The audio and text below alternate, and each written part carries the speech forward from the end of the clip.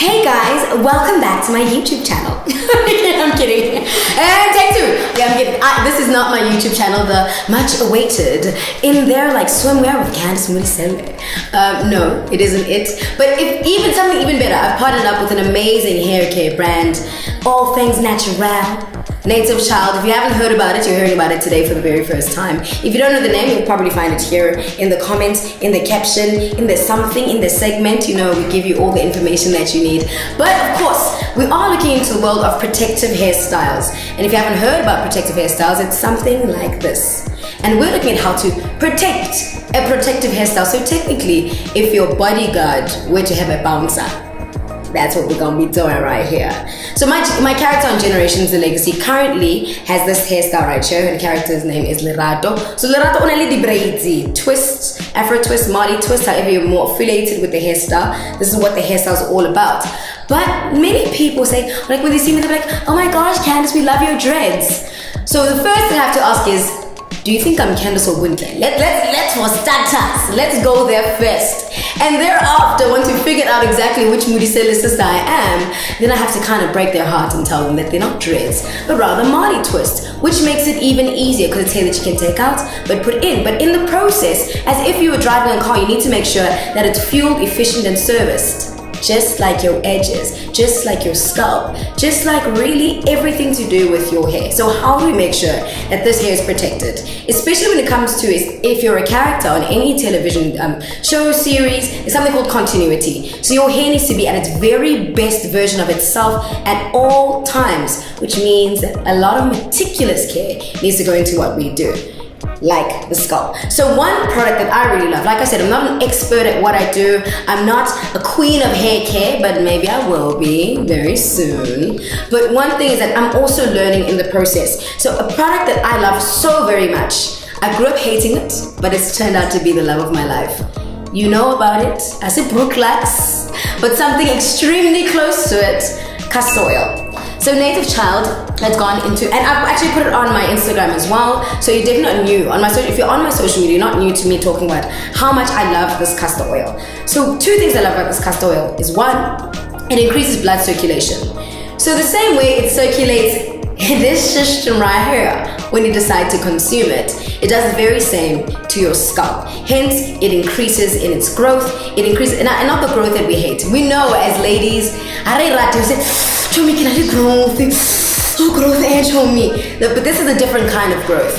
So if you put this in your hair and you kind of just allow it to trace across your scalp right here. So because I don't have a mirror, it's a bit awkward. But I'm just gonna assume that I know my scalp like the back of my hand, and then we let it travel like that. So you do that. I don't even know if I'm doing it right because I don't have a mirror. So let's assume. So here, we've got some castor oil going on right over here, and then we go. Ooh, ooh, ooh, and we're tracing our scalp with a bit of castor oil right over there. I don't know if you're gonna call it castor oil, castor oily, however you wish to call it. We're gonna do that right over there.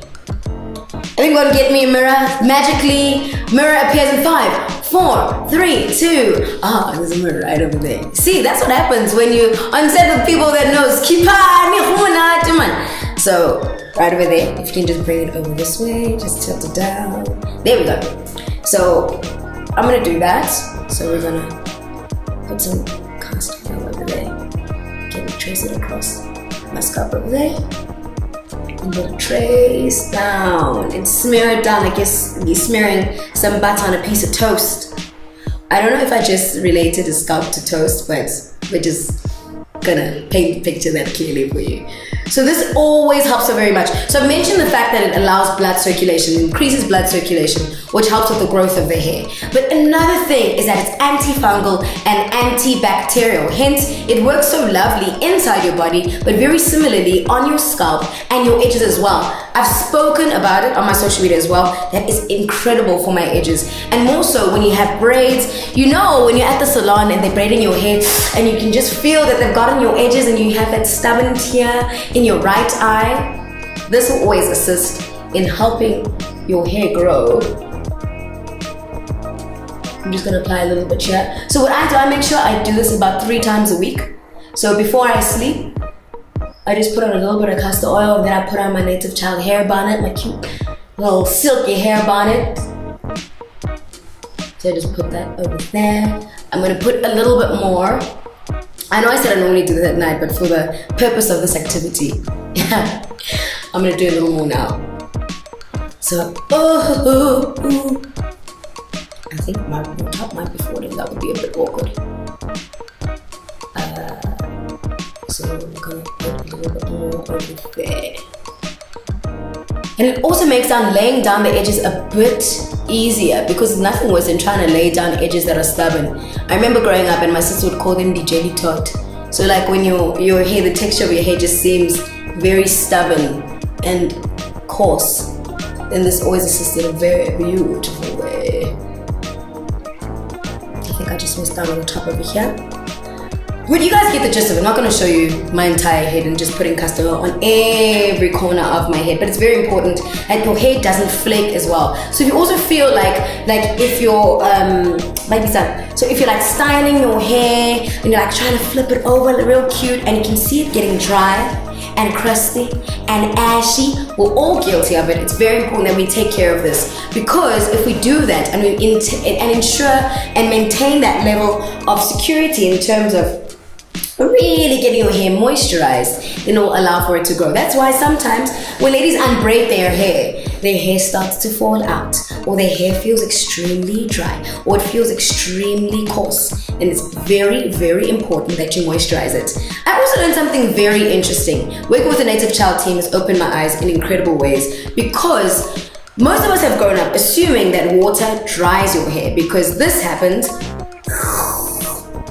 But it really moisturizes your hair, because we grew up relaxing our hair, we grew up straightening our hair, and in the process of that, we've really damaged our hair. I can't tell you enough how important it is to not relax. I mean, if it is your preference, if it's your choice in styling hair, that's totally cool. But it's broken and really thinned my hair in unbelievable ways. And since then, I stayed away from water, but I finally understood, and a lovely lady that goes by the name of Sondo has taught me that if you spritz your hair with a bit of water, especially when it comes to something like braids, if you put a little bit of water on your braids, it keeps your hair moisturized and maintained. If you just put a little bit of water, if you have a little nice spritz bottle, put it on the side of your bed, put it in the bathroom next to the sink, after doing your hair, after laying down your edges, just go and you moisturize your hair with water. Contrary to popular belief, we're not going to be using those oil-based, very thick, coarse, mucky, I don't even know what to call it, but you know the texture. I want to call it that. Often we have those and we assume that that's the best way to go about your hair. But you also need to make sure that the hair inside here, your actual hair is maintained, so you can do it with water. If you're struggling to keep your hair moisturized and the castor oil isn't doing its trick, there's a lovely organic product right over here. I love it, Milk and Honey. Also the title of one of my favorite anthologies by Rupi. It's called Milk and Honey. So similarly, this product right over here, you can also lay this down on your edges, but also lay it down throughout the scalp. It's got a shea butter base as well, which also keeps the hair refreshed. So you can just put that down, lay down your edges with it, and then you can also just put a little bit here on your scalp, and it really refreshes the hair, refreshes the scalp, and make sure that the protective hairstyle is protected.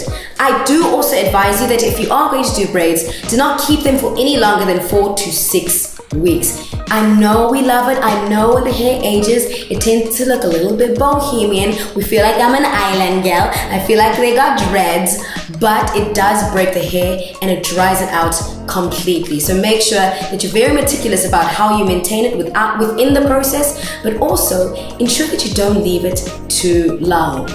With that said, ladies and gentlemen, that's been me, and giving you guys a little bit of tricks of the trade in the world of protective hairstyles. I hope I've helped you. If not, that's also fine. I'll try and do a better job next time.